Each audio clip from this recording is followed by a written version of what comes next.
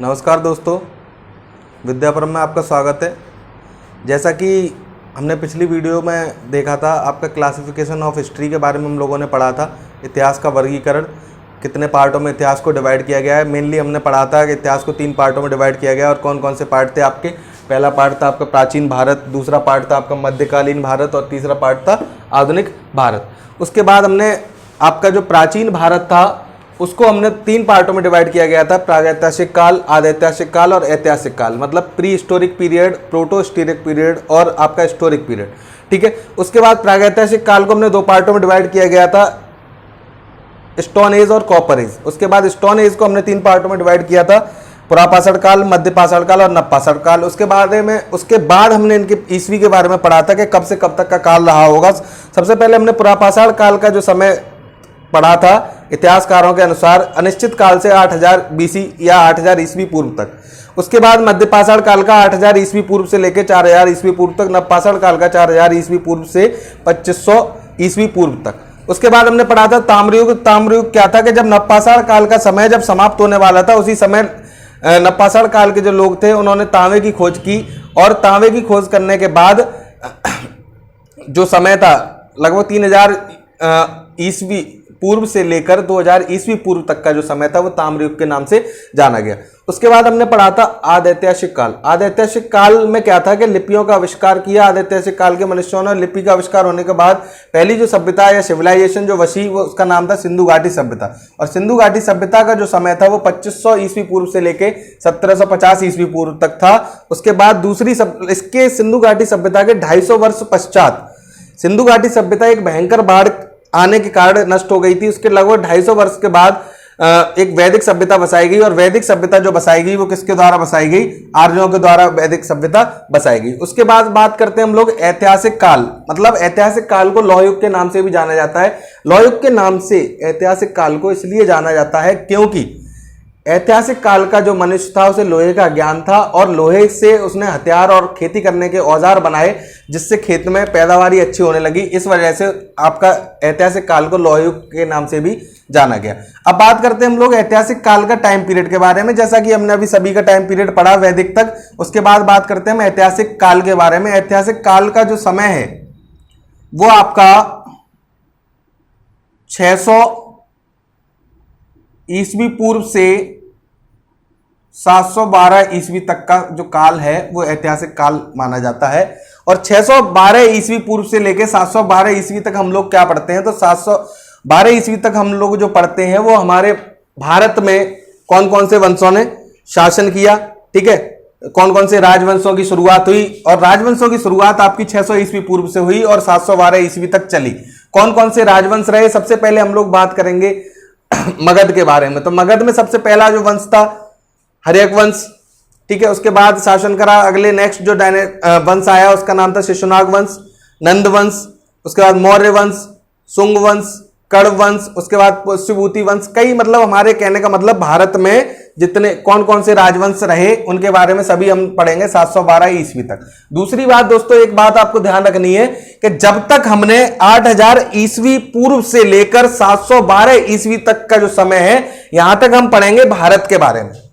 और यहां तक हम पढ़ेंगे हिंदू रूलर्स के बारे में कि यहां तक जो शासन रहा वो केवल हिंदू शासकों का रहा। उसके बाद बात करते हैं हम 712 ईस्वी की। तो 712 ईस्वी में क्या हुआ कि 712 ईस्वी में एक अरब में एक इस्लाम धर्म के जो संस्थापक थे जिनका नाम था हजरत मोहम्मद पैगंबर साहब, उनका जन्म हुआ मक्का में और उनकी मृत्यु मदीना में हुई। उन्होंने एक धर्म की स्थापना करी जिसका नाम था इस्लाम धर्म। और उनकी मृत्यु के बाद इस्लाम धर्म के लोगों को उन्होंने मतलब लोग अलग अलग देशों में प्रचार प्रसार के लिए निकल पड़े। तो सबसे पहले हमारे देश में जो आए वो अरब कंट्री से आए जिनका नाम था मोहम्मद बिन कासिम। और मोहम्मद बिन कासिम जो आए 712 ईस्वी में, और 712 ईस्वी में आए उन्होंने सिंध पर कब्जा किया। और सिंध पर कब्जा करने के बाद 712 से लेकर 714 तक रहे। ठीक है, और उन्होंने भारतीयों से जजिया कर वसूला। जो मतलब जजिया जो है ज्यादा ही मतलब वैसा टैक्स माना जाता है, जो या कहा जा सकता है गैर मुस्लिम कर बोला जा सकता है। ठीक है, उसके बाद क्या हुआ, भारत में 2 तुर्क आक्रमण और हुए, 2 तुर्क आक्रमणकारी और आए जिनका नाम था महमूद गजनवी। महमूद गजनवी आए जिन्होंने लगभग आपका सोमनाथ मंदिर है उस पर लगभग 17 बार आक्रमण किया, ठीक है। और उसके बाद अगला तुर्क आक्रमणकारी आया मोहम्मद गौरी। मोहम्मद गौरी जब आया उस समय अपने साथ कई गुलाम लेकर आया था, और उस समय भारत में जो शासन चल रहा था जिस वंश का, उसका नाम था चौहान वंश, और चौहान वंश के पृथ्वीराज चौहान से उनका कई बार युद्ध हुआ, और लगभग पृथ्वीराज चौहान ने उनको 16 बार हराया, और 17वीं बार 1191 में तराइन का प्रथम युद्ध हुआ। तराइन के प्रथम युद्ध में भी पृथ्वीराज चौहान ने मोहम्मद गौरी को डिफीट किया या हराया, ठीक है। उसके बाद फिर अगली वर्ष 1192 में फिर से मोहम्मद गौरी और पृथ्वीराज चौहान के बीच युद्ध हुआ, और पृथ्वीराज चौहान जो था मोहम्मद गौरी से हार गए, ठीक है। फिर मोहम्मद गौरी ने अपने साम्राज्य की स्थापना करी। कहने का मतलब यहीं से शुरू होता है आपका मुस्लिम शासन या मुस्लिम रूल। और मोहम्मद गौरी की 1206 ईस्वी के लगभग जाटों के विरुद्ध एक आक्रमण चल रहा था, जाटों ने, ठीक है, उन्होंने उनके घेर कर उनकी हत्या कर दी गई। उसके बाद 1206 ईस्वी में उनका एक गुलाम था और उनका एक दामाद भी था, कुतुबुद्दीन ऐबक। कुतुबुद्दीन ऐबक ने एक नई सल्तनत की स्थापना करी, एक नए वंश की स्थापना करी। जिस वंश की स्थापना करी उसको हम पढ़ेंगे दिल्ली सल्तनत के अंतर्गत, दिल्ली सल्तनत के अंतर्गत। अब दिल्ली सल्तनत में जो कुतुबुद्दीन ऐबक ने, हमने दिल्ली सल्तनत में पढ़ना क्या कहा है कि दिल्ली सल्तनत में कौन कौन से वंश रहे। तो दिल्ली सल्तनत में जो पहला वंश था आपका गुलाम वंश, दूसरा वंश था आपका खिलजी वंश, कुतुबुद्दीन ऐबक के द्वारा जो बसाया गया वंश था, जो आपका कुतुबुद्दीन ऐबक जो था मोहम्मद गौरी का गुलाम था। उसके बाद खिलजी वंश के बाद आता है आपका तुगलक वंश, उसके बाद सैयद वंश, उसके बाद लास्ट है आपका लोधी वंश। अब दिल्ली सल्तनत का अगर हम समय काल पढ़ेंगे तो दिल्ली सल्तनत का जो समय काल है वो आपका 1206 ईस्वी से लेके 1506 ईस्वी तक का समय माना गया। कहने का मतलब यह है कि 1206 ईस्वी में गुलाम वंश की स्थापना की गई और 1526 ईस्वी तक लोधी वंश का अंतिम शासक ने शासन किया। उसके बाद हम बात करते हैं कि लोधी वंश में कौन कौन से शासक हुए। जैसे गुलाम वंश की स्थापना करी कुतुबुद्दीन ऐबक ने, ठीक है। खिलजी वंश का संस्थापक अलग रहा, तो तुगलक वंश का संस्थापक अलग रहा, सैयद वंश का संस्थापक अलग रहा। लोधी वंश का जो संस्थापक था, संस्थापक की अगर बात करी जाए तो लोधी वंश का संस्थापक जो था वो बहलोल लोधी था। बहलोल लोधी के बाद लोधी वंश का जो दूसरा शासक आया उसका नाम था उसका दूसरा जो शासक आया उसका नाम था इब्राहिम लोधी, सॉरी सिकंदर लोधी। और तीसरा शासक तो जो आपका या अंतिम शासक कह सकते हैं लोधी वंश का, उसको इब्राहिम लोधी। और इब्राहिम लोधी जो था, इब्राहिम लोधी के ही समय एक और तुर्क आक्रमणकारी आया जिसका नाम था, एक और तुर्क आक्रमणकारी आया जिसका नाम था आपका बाबर। और बाबर ने 1526 में बाबर आया और बाबर के ही समय में एक बैटल हुई जिसका नाम था पानीपत का प्रथम युद्ध, पानीपत का प्रथम युद्ध। और ये जो बैटल थी पानीपत का प्रथम युद्ध, ये आपका बाबर और जो लोधी वंश का अंतिम शासक था जिसका नाम था इब्राहिम लोधी, इन दोनों के बीच हुई। और इसमें बाबर ने इब्राहिम लोधी को क्या किया, हराया। और इब्राहिम लोधी को बाबर ने हराने के बाद दिल्ली सल्तनत पर एक नए वंश की स्थापना करी जिसका आपने काफी इतिहास में नाम सुना होगा, काफी चर्चित है, मुगल साम्राज्य। और मुगल साम्राज्य का संस्थापक बना जाकर बाबर, ठीक है। उसके बाद क्या हुआ कि अब बात करते हैं कि हम लोग मुगल साम्राज्य में क्या पढ़ना है। तो मुगल साम्राज्य में हमें ज्यादा नहीं पढ़ना है, कि मुगल साम्राज्य का जो हमें समय पढ़ना है वो केवल हमें यहां से यहां तक पढ़ना है, 1526 से लेकर 1707 ईस्वी तक का पढ़ना है। अब आप लोग कहेंगे कि सर मुगल साम्राज्य का जो समय था वो 1857 तक रहा, ठीक है। मुगल साम्राज्य जो था उसका पूरी तरह पतन जो हुआ वो 1857 ईस्वी में हुआ, परंतु हमें पढ़ना कहां तक है, 1526 से लेकर जहां से बाबर की एंट्री हुई। और आपका जो मुगल वंश का या मुगल साम्राज्य का सबसे क्रूर शासक था जिसका नाम था औरंगजेब, उसकी मृत्यु हुई 1707 में, वहां तक हमें पढ़ना है। केवल उसके बाद जो रहा वो मुगल, वहीं से मुगलों का पतन स्टार्ट हो गया था औरंगजेब की मृत्यु के बाद। तो अब बात करते हैं मुगल साम्राज्य के बारे में, हमें किस किस के बारे में पढ़ना है। तो सबसे पहले हम बात करेंगे, ध्यान रखने के लिए आप लोग अगर बोल सकते हैं कि अभी इस समय जो सरकार चल रही है वो भाजपा की चल रही है, ठीक है, और यहां से हमने पी हटाया और यहां हमने कर दिया एस, किसी को कोई दिक्कत तो नहीं है। अब बी से क्या हो गया आपका बाबर, एस से हो गया आपका हुमायूं, ए से हो गया आपका अकबर, जे से हो गया आपका जहांगीर, और उसके बाद आपका एस से हो गया आपका शाहजहां, और आपका बचा लास्ट में औरंगजेब। ठीक है, तो मुगल साम्राज्य में हमें केवल जो पढ़ना है वो किस किस के बारे में पढ़ना है, बाबर, हुमायूं, अकबर, जहांगीर और शाहजहां और औरंगजेब। अब हुमायूं के समकालीन हमको पढ़ना है शेरशाह सूरी के बारे में, क्योंकि शेरशाह सूरी ने हुमायूं पर अटैक किया था और कई समय तक, लगभग 1540 से लेकर कई समय तक, मतलब आपका जो हुमायूं था वो अपना राजपाट छोड़कर भाग गया था। कई समय तक शेरशाह सूरी ने शासन किया, उसके बाद उसने अपनी जो सत्ता थी उसको पुनः हथियाया, शेरशाह सूरी के जो वंशज थे उनको हराकर। ठीक है, उसके बाद मुगल साम्राज्य के बाद जो हमें पढ़ना है बेटा, अब हम पढ़ेंगे इसके बाद मॉडर्न इंडिया। ठीक है, अब मॉडर्न इंडिया को हम पढ़ेंगे 3 पार्टों में, बेसिकली 2 पार्टों में तो पढ़ना ही है, और 2 पार्ट में मॉडर्न इंडिया का जो समय है वो समय कब से कब तक माना जाएगा, तो समय जो है मॉडर्न इंडिया का वो 1707 से लेकर हम पढ़ेंगे 1947 तक, 1947 तक।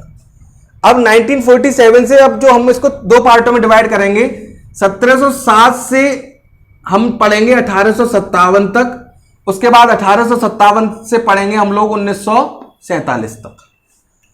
अब 1707 से औरंगजेब, यहीं से मुगलों का पतन शुरू हुआ, और यहां से हम पढ़ेंगे 1857 तक, 1857 तक। और ये जो समय जो कहलाएगा आपका 1707 से लेके 1857 का, इसको हम जानेंगे किस नाम से, तो हम इसको जानेंगे मुगलों का पतन के नाम से। कहने का मतलब 1707 से जो 1857 में हम पढ़ेंगे वो पढ़ेंगे हम लोग मुगलों का पतन। ठीक है, उसके बाद एक बात हम लोगों को ध्यान रखनी है कि 1757 से 1857 लगभग 100 वर्षों का समय है, और इस 1757 में क्या हुआ था, प्लासी का युद्ध, और यहीं से क्या हो गया था, 1757 में अंग्रेजों का आगमन हो गया था, और धीरे धीरे अंग्रेजों का आगमन हो गया और यहीं से मुगलों का पतन होना स्टार्ट हो गया था। ठीक है, उसके बाद हम पढ़ेंगे 1857। अब 1857 में क्या हुआ था, यहां पर मुगलों का शासन भी चल रहा था, भारत में मुगल भी शासन कर रहे थे अपना, और अंग्रेजों का भी आगमन हो गया था। तो 1857 में क्या हुआ कि कई वर्षों तक भारतीय लोग अत्याचार सहते रहे। अब हुआ क्या, 1857 में ब्रिटिश आर्मी में एक राइफल आई जिसका नाम था इनफील्ड राइफल, और जिसमें जो कार्टेज पड़ता था, वो कार्टेज का जो ऊपर का कवर था वो या तो गाय की चर्बी का होता था या सुअर की चर्बी का होता था। गाय जो है वो हिंदू धर्म में पवित्र मानी जाती है, और सुअर जो है वो आपका नापाक माना जाता है, अपवित्र माना जाता है। तो मंगल पांडे नामक एक सैनिक ने 1857 में इसका विरोध किया और अपने एक ऑफिसर को और 2 सिपाहियों को गोली मारकर उनकी हत्या कर दी। यहीं से आंदोलन स्टार्ट हुआ, और यहां से आंदोलन स्टार्ट हुआ, कुछ समय बाद इसको अंग्रेजों ने दबा दिया। उसके बाद बात आई आगे की। अब 1857 में हमें पढ़ना क्या है, इनफील्ड राइफल के बारे में। उसके बाद हम 1857 से लेकर 1947 के बीच हम लोग क्या पढ़ेंगे, तो 1857 में अंग्रेजों का पूर्ण तरीके से शासन हो गया था, और 1947 तक हम क्या पढ़ेंगे कि अंग्रेजों का शासन कब से कब तक रहा। और दूसरी चीज 1857 में क्या हुआ था कि जब मंगल पांडे नामक सैनिक ने विरोध किया, उस समय फिर आपका अभी तक जो शासन चल रहा था भारत में वो कंपनी शासन कर रही थी। अब इसके बाद महारानी विक्टोरिया का शासन रहेगा। कहने का मतलब ये है कि कंपनी का शासन खत्म हो जाएगा, और उनका महारानी विक्टोरिया का एक दूत भेजा जाएगा वहां से, जो आपका यहां पर मेन होगा, मतलब करता रहता होगा, और जिसको हम लोग जानेंगे किस नाम से, वायसराय के नाम से। ठीक है, उसके बाद हम लोग 1857 से संघर्ष करते करते कई लगभग 90 वर्षों के बाद हम लोगों को आजादी मिलेगी। उसके बाद हम 1947 से लेके 1962 तक पढ़ेंगे। अभी अब इतिहास जो हमारा पूर्ण तरीके से खत्म नहीं हुआ। 1947 में हमारा भारत आजाद हुआ और भारत आजाद होने के बाद पंडित जवाहरलाल नेहरू के बारे में हम लोग पढ़ेंगे, पंडित जवाहरलाल नेहरू के बारे में। और ये जो समय है 1947 से लेके 1962 का, ये समकालीन भारत के नाम से जाना जाएगा, समकालीन भारत के नाम से जाना जाएगा। तो दोस्तों अगर इतिहास की बात करी जाए तो इतिहास हमें पढ़ना कहां से, शुरुआत जो हुई हमारी वो आपकी हुई एंशिएंट से। और एंशिएंट में कहां से हुई, पुरापाषाण काल या अनिश्चित काल से। और अनिश्चित काल से लेकर हमें आपका 1947 तक पढ़ना है। यही हमारा क्या है, टोटली इतिहास है। उसके बाद दो बातें बेटा आप लोगों को ध्यान रखनी है हमेशा, कि जो आपका एंशिएंट इंडिया था या आपका प्राचीन भारत था, प्राचीन भारत में केवल हिंदू रूलर्स रहे, कहने का मतलब हिंदू शासक रहे। और मध्यकालीन भारत का जो समय माना गया 712 से